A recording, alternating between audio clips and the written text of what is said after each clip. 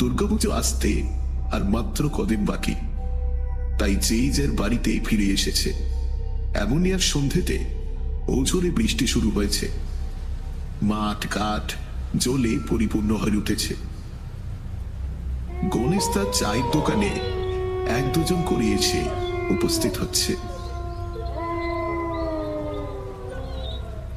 আরে শোধ আছে, অনেকদিন পর দেখা হলো। আরে বিল্টু যে, সাথে লোটেও আছিস দেখছি। আয় আয়। তা পুজোর ছুটিতে কবে এলে শুভদা? এই তো কালকেই এসেছি। এরপর তিনজনে চা খেতে খেতে সাধারণ আলোচনা করতে শুরু করলো। তা শুভদা, তোমার আগের বারে চিঠি দিতে গিয়ে ওই শ্মশানের পাশের বাড়িতে আটকে যাওয়ার ঘটনাটা তো শুনলাম। যেমন রোমহর্ষক ছিল, তেমনই ছিল ভয়ঙ্কর। বিলটা একদম ঠিক বলেছে শুভদা। তোমার জীবনের আর তেমন কোনো ঘটনা ঘটেছিল? শুভ 3 নম্বর চায়ের কাপে একটা লম্বা চুমুক দিয়ে বলে,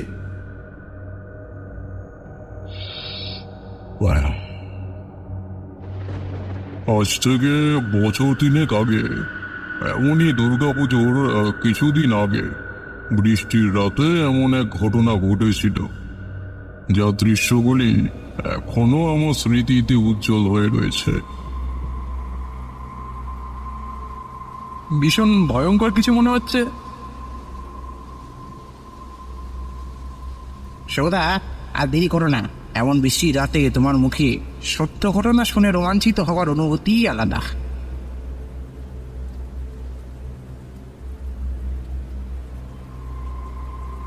তখন আমি ঘাটশিলাতে একটা পোস্ট অফিসে বদলি হয়েছে।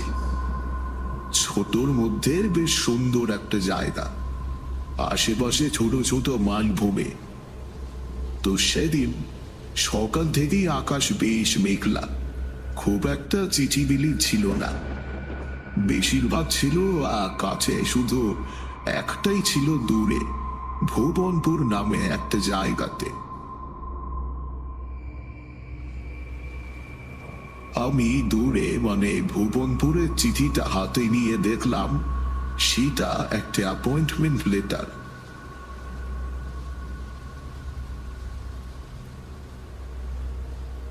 এটা তো একটা অ্যাপয়েন্টমেন্ট লেটার, মাঝে 2 দিন ছুটি, সোমবার পৌঁছে দিলে যদি কোনো সমস্যা হয়। বুঝতেই তো পারছো, চাকরির দুর্মূল্যের বাজারে না জানি কত পরিশ্রমের পরে চাকরি পেয়েছে।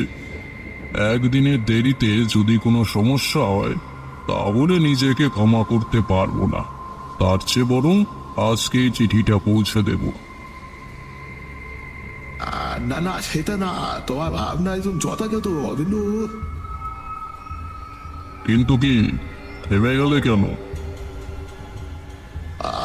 আকাশের অবস্থা এমনিতেই ভালো নয়। হ্যাঁ, আর ভুবনপুর থেকে ফিরতে হতে সন্ধ্যা হয়ে যাবে।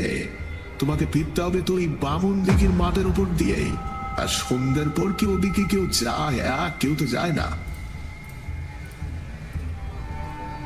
কেন, ওখানে কি কোনো সমস্যা আছে নাকি? শোনা যায় নাকি ওই সন্ধ্যের পর ওই মাঠে তুই দাদা আসে। টেনারা মানে? তোমার নাচেরই ভালো।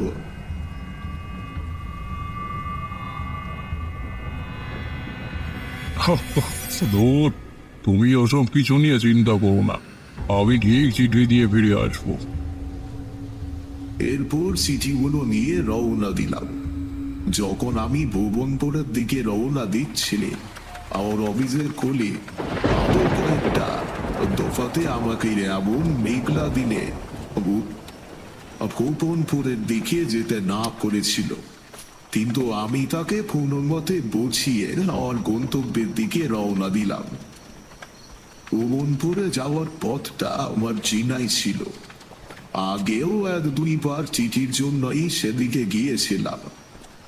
আর এটাও ঠিক যে ভুবনপুরে যেতে হলে বাম দিকের মাঠ পেরিয়ে যেতে হয়। বেশ বড় আকারে সেই মাঠেও অস্বস্তি বোধ হয়।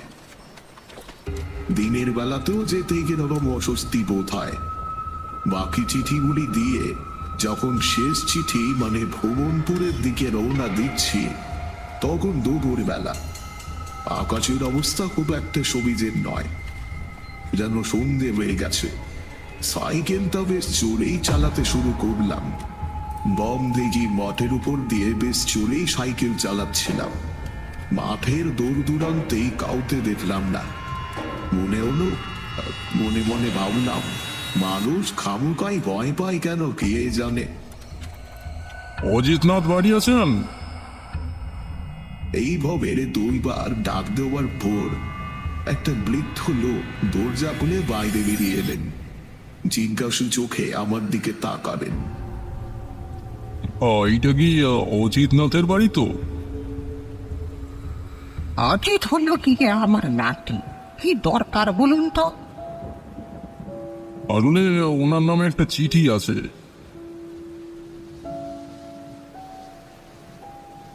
আমাদের বোঝা হচ্ছে এমন সময় একটা 22-23 বছরের ছেলে ঘরের ভিতর থেকে বেরিয়ে আসে। দাদু ভাই, তোকে খুঁজছেনি। ছেলেটার হাতে চিঠিটা মানে অ্যাপয়েন্টমেন্ট লেটারটা তুলে দিলাম। ছেলেটি খাম খুলে চিঠিটা পড়তেই আনন্দে আত্মহারা হয়ে উঠল। ছেলেটা দৌড়ে গিয়ে বৃদ্ধ মানুষটাকে জড়িয়ে ধরে। দাদু দাদু, আমি চাকরি পেয়ে গেছি। কি দাদু ভাই, চাকরি পেয়ে গেছিস? বাহ বাহ, খুব ভালো, খুব ভালো। এরপর এক প্রকার প্রায় ধরে ঘরের ভেতরে নিয়ে যায়। আবার সোমবারই জয়েনিং। ও, হাতে 2 দিন সময় পেলাম, অনেক সুবিধাই হলো। বৃদ্ধ ওর হাত দুটি জড়িয়ে ধরে বলে, আপনি যে আমার নাতির বড় উপকার করলেন, আপনি জানেন না। বাপ মা মরা ছেলেটা ছোটবেলা থেকে অনেক কষ্ট করেছে, এতদিনে ওর সব পরিশ্রম সফল হলো। ছি ছি ছি, আপনি এ কি বলছেন? আমি কেবল ওর চিঠিটা এখানে পৌঁছে দিতে এসেছিলাম। পুরো কৃতিত্ব আপনার নাতির এবং তার মেধার। ছেলেটা অ্যাপয়েন্টমেন্ট লেটারটি নিয়ে দেওয়ালে টানানো 2 ছবির পাশে যায়। ওনারাই যে ছেলেটির বাবা মা সেটা বুঝতে অসুবিধা নাই। এমনকি ছেলেটি আমাকেও এসে প্রণাম করে। পিতৃমাতৃহীন ছেলেটির ব্যবহারে আমি মোহিত হয়ে যাই।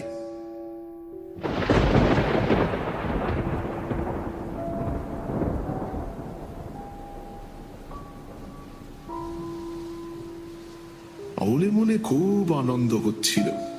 যদি আজকে না এসে সোমবারই অ্যাপয়েন্টমেন্ট লেটারটা নিয়ে আসতাম, তাহলে ছেলেটা না জানি কতটা সমস্যা হতো। ভালো কাজ করলে যে কতটা খুশি হয় তা আজ বুঝলাম। বৃদ্ধ মানুষটি কোনোভাবেই আমাকে মিষ্টি না খাইয়ে ছাড়ল না। সব কথা বলে যখন বেরোবো ঠিক করলাম, তখন সন্ধে হয়ে গেছে। আপনাকে তো এখনই বামুনদিঘির মাঠের ওপর দিয়ে যেতে হবে। আপনি বরং আজকে রাতটাই গরিবের বাড়িতে কাটিয়ে দিন, ডাল ভাত খেয়ে ঠিক হয়ে যাবে। এখন তো সবে সন্ধ্যে 7টা বাজে। আমি ঠিক চলে যেতে পারবো, অসুবিধে হবে না। এই সন্ধেবেলায় বামুনদিঘির মাঠ অতৃপ্ত আত্মাদের আস্থানা। রাতে ওই মাঠের ওপর দিয়ে গেলে বেঁচে ফিরতে হবে না।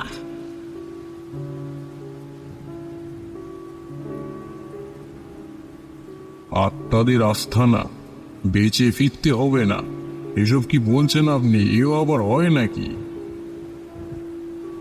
হয় হয়, অন্ধকার নামার পর ওই মাঠের ওপর দিয়ে যে বা যারা গেছে কেউ বাঁচতে পারেনি। আকাশের অবস্থা তো দেখছেন, কেমন যেন হয়ে রয়েছে। যে কোনো সময় বৃষ্টি নামবে।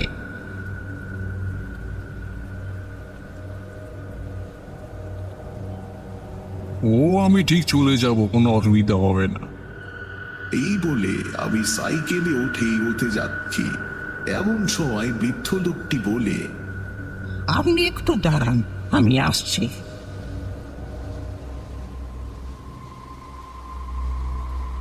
এইটা এইটা আপনার পকেটে রাখুন, প্রাণটা